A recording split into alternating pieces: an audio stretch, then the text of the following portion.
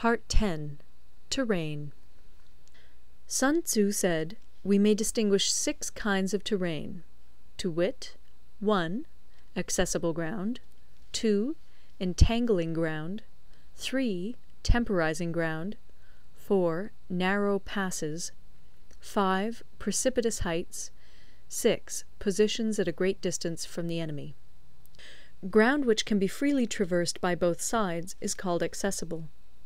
With regard to ground of this nature, be before the enemy in occupying the raised and sunny spots, and carefully guard your line of supplies. Then you will be able to fight with advantage. Ground which can be abandoned but is hard to reoccupy is called entangling. From a position of this sort, if the enemy is unprepared, you may sally forth and defeat him. But if the enemy is prepared for your coming, and you fail to defeat him, then, return being impossible, disaster will ensue. When the position is such that neither side will gain by making the first move, it is called temporizing ground. In a position of this sort, even though the enemy should offer us an attractive bait, it will be advisable not to stir forth, but rather to retreat, thus enticing the enemy in his turn.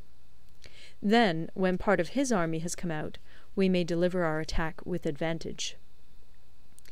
With regard to narrow passes, if you can occupy them first, let them be strongly garrisoned and await the advent of the enemy. Should the army forestall you in occupying a pass, do not go after him if the pass is fully garrisoned, but only if it is weakly garrisoned. With regard to precipitous heights, if you are beforehand with your adversary, you should occupy the raised and sunny spots, and there wait for him to come up. If the enemy has occupied them before you, do not follow him, but retreat, and try to entice him away. If you are situated at a great distance from the enemy, and the strength of the 2 armies is equal, it is not easy to provoke a battle, and fighting will be to your disadvantage. These 6 are the principles connected with earth. The general who's attained a responsible post must be careful to study them. Now, an army is exposed to 6 several calamities, not arising from natural causes, but from faults for which the general is responsible. These are 1. Flight, 2. Insubordination, 3. Collapse, 4. Ruin, 5. Disorganization, 6. Rout. Other conditions being equal, if one force is hurled against another 10 times its size, the result will be the flight of the former. When the common soldiers are too strong and their officers too weak, the result is insubordination. When the officers are too strong and the common soldiers too weak, the result is collapse. When the higher officers are angry and insubordinate, and on meeting the enemy give battle on their own account from a feeling of resentment, before the commander-in-chief can tell whether or not he is in a position to fight, the result is ruin. When the general is weak and without authority, when his orders are not clear and distinct, when there are no fixed duties assigned to officers and men, and the ranks are formed in a slovenly, haphazard manner, the result is utter disorganization.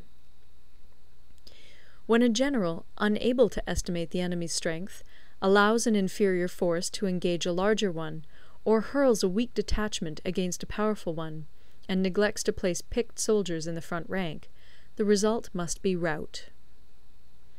These are 6 ways of courting defeat, which must be carefully noted by the general who has attained a responsible post.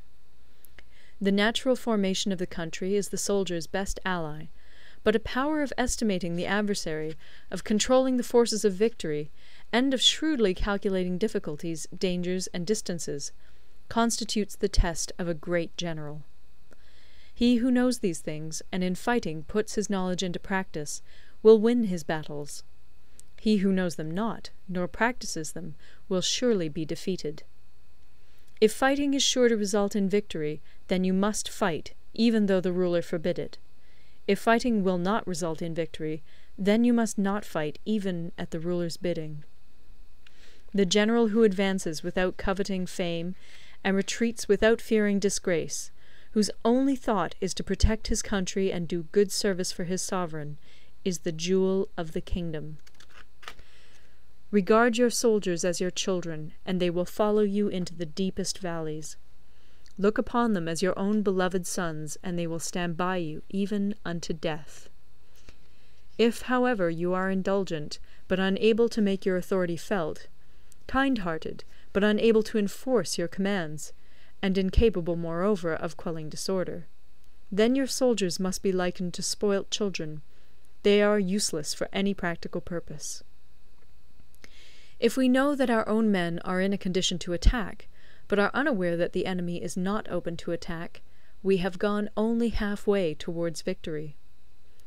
If we know that the enemy is open to attack, but are unaware that our own men are not in a condition to attack, we have gone only half-way towards victory. If we know that the enemy is open to attack, and also know that our men are in a condition to attack, but are unaware that the nature of the ground makes fighting impracticable, we have still only gone half-way towards victory. Hence the experienced soldier, once in motion, is never bewildered.